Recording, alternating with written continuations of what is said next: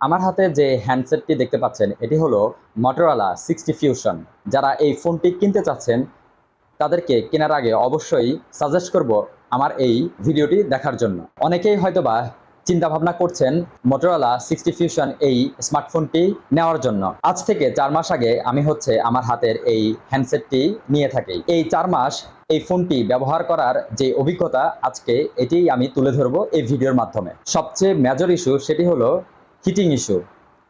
এই হ্যান্ডসেটটি long time ধরে ইউজ করার পরে হিটিং ইস্যু দেখা দেয়।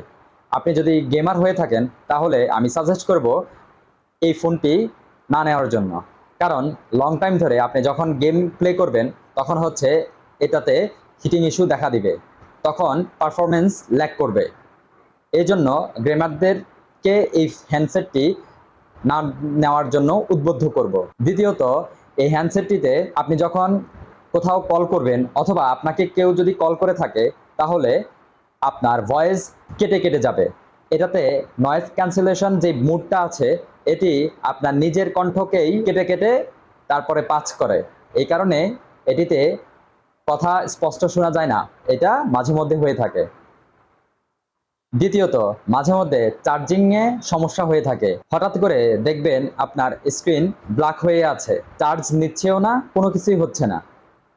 কিছু সময় পর অটোমেটিক ঠিক হয়ে যায়। এবং এটাতে কার্ভ ডিসপ্লে হওয়ার কারণে এটাতে যে প্রোটেক্টর ব্যবহার করবেন তা অল্প কিছুদিনের মধ্যেই উঠে আসে এবং চারপাশ দিয়ে বাবল জমে থাকে, যার কারণে কয়েকদিন পর পরেই এর প্রোটেক্টিভ গ্লাসটা আপনাকে চেঞ্জ করতে হবে।